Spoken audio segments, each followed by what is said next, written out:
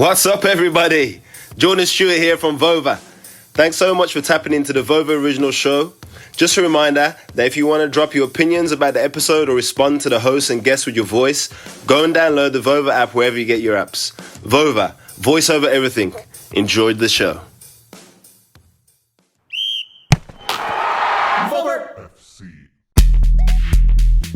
So what's the value of 10, 12, let's say up to 17 additional goals from a new striker over what you get from your current scenario?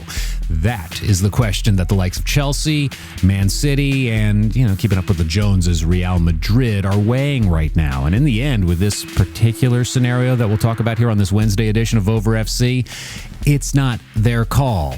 Welcome to this Wednesday, Vover FC, the sound of world football here on Vover. I'm Laurence Scott, and when we talk about imposing strikers, one particular Norwegian under contract with Borussia Dortmund strikes fear in defenders across Europe and keeps managers up all night trying to figure out what to do to slow him down. And he's the subject of huge speculation that really shouldn't be that much speculation this particular year. And we're talking about Erling Haaland, a standout for Dortmund in Champions League for certain.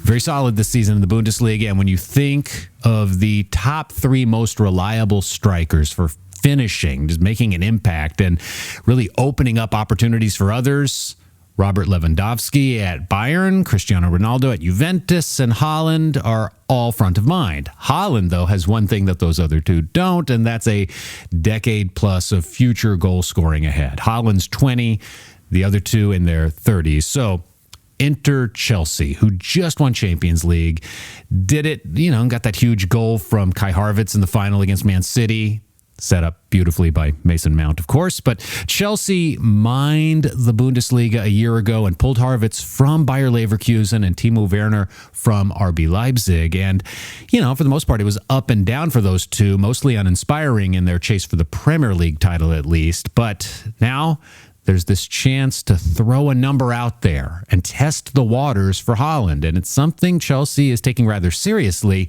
So floating out to Dortmund £150 million and doubling now the price is Chelsea's game. And with that, word now circulates the globe that he's 99% likely to stay at Dortmund. And then you got to question Dortmund's thinking. I mean, when they had Lewandowski in, the seasons leading up to 2014 before he left for Bayern, this same basic scenario was the deal. And holding Lewandowski for an extra season prevailed as Dortmund really does pride themselves on being smart sellers. They set a price and they stick to it. It's kind of their identity. So you then want to go to life as we know it, as the Bundesliga, for one, emerges from a pandemic that kept fans out of venues. This is a huge revenue source for clubs, especially in the Bundesliga. It was missing, and Dortmund brass in the spring during Champions League were quoted as saying that they are in a good position. They had no debt going into the pandemic. So,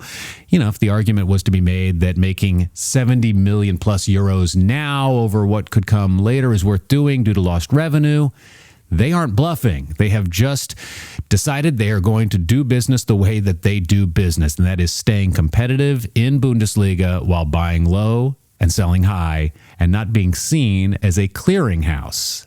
Yet, what number could Roman's army at Chelsea throw at them, or the City Group, or possibly Real Madrid, to change that equation? 200 million euros, which, with health being considered, could be a decent future value, as Haaland could easily be scoring dozens of goals per season for the next 10 years. And at a certain point, you got to keep the conversations going. This could be the best tact for Dortmund in changing course on this stance. Okay, quickly, as we pick things back up on Friday here on Vover FC, if you had to watch or at least keep your eye on, let's say, 4 matches in MLS tonight, here are some to consider. 2 in the East, 2 in the West.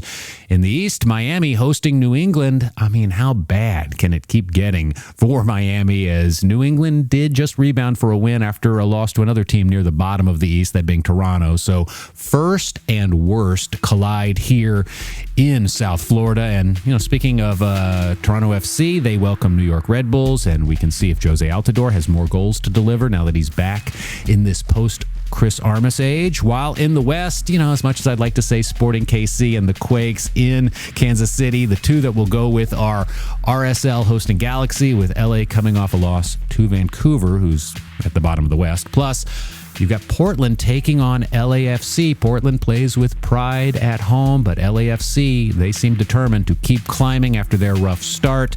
We will be watching MLS. We're back with you on Friday, and we want to thank you again for joining us on this Wednesday edition of Vover FC.